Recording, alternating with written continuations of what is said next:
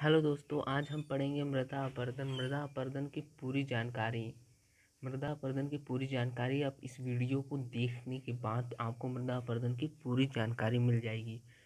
Please video को पूरा देखें, तभी आप मृदा अपरदन के बारे में समझ सकते हैं। तो आइए शानदार लेसन को शानदार तरीके से शुरुआत करते हैं।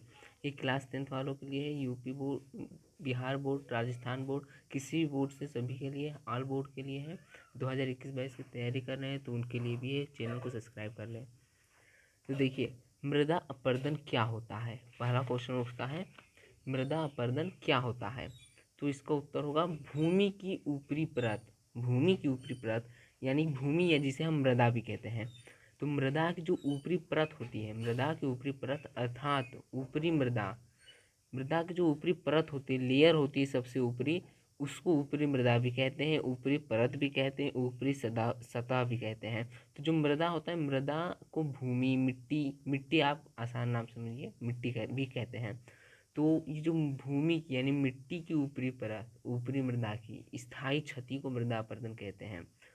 तो जो भूमि की ऊपरी परत है, वो किसी भी कारण से उसका कटाव हो जाए, यहाँ एक स्थान से दूसरे स्थान पर चली जाए, चाहे वो वायु के द्वारा जाए, जल के द्वारा बह कर जाए, इसे ही मृदा अपरदन कहते हैं।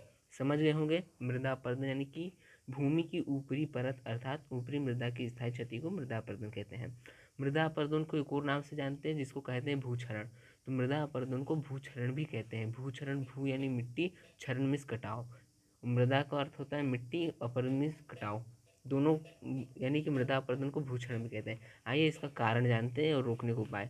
तो इसके निम्नलिखित कारण है। मृदा अपरदन को रोकने के निम्नलिखित कारण है। पहला, ऊसर भूमि के कारण, यानी जो ऊसर भूमि होती है, उपजाऊ नहीं होती है, ऊसर भूमि, उसके कारण मृदा अपरदन होता है।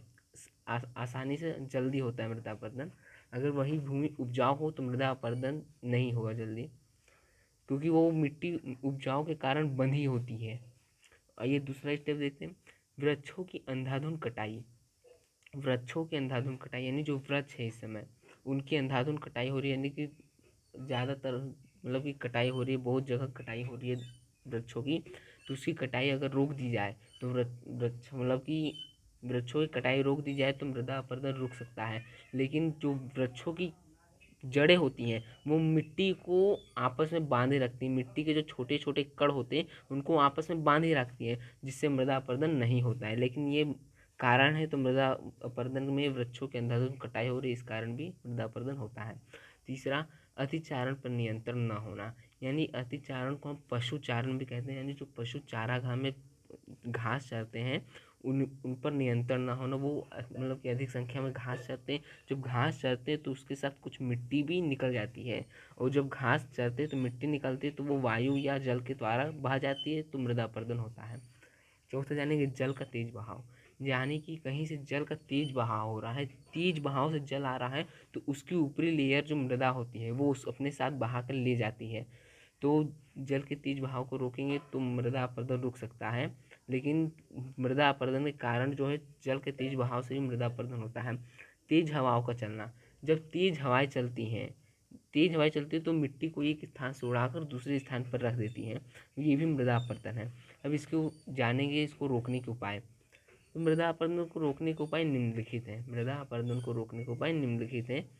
यहाँ कारण था मृदा अपरदन को निम्नलिखित कारण है। यहाँ मृदा अपरदन के को रोकने के लिए निम्नलिखित कारण है। देखिए, भूमि को उपजाऊ बनाना। यहाँ हमने देखा था ऊसर भूमि के कारण हो रहा है। ऊसर यानी उपजाऊ बनाना। उपजाऊ भूमि मिट्टी को बांधे रखती है, मिट्टी का रंग में परिवर्तन करती है।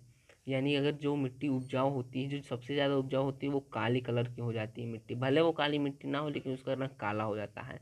उपजाऊ होने के कारण उसमें कालापन आ जाता है। दूसरा, वृक्षारोपण।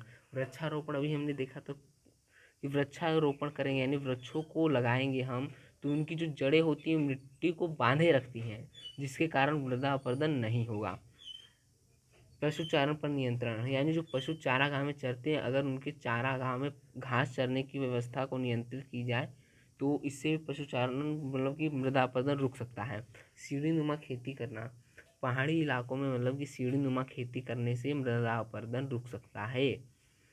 तो इस वीडियो के लिए इतना ही बस। मिलते हैं नेक्स्ट वीडियो में। तब तक के लिए धन्यवाद।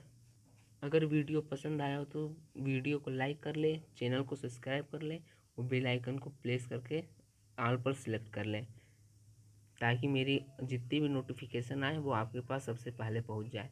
आपका एक लाइक और एक सब्सक्राइब मुझे मेरे मंजिल तक पहुंचा सकता है। धन्यवाद। आप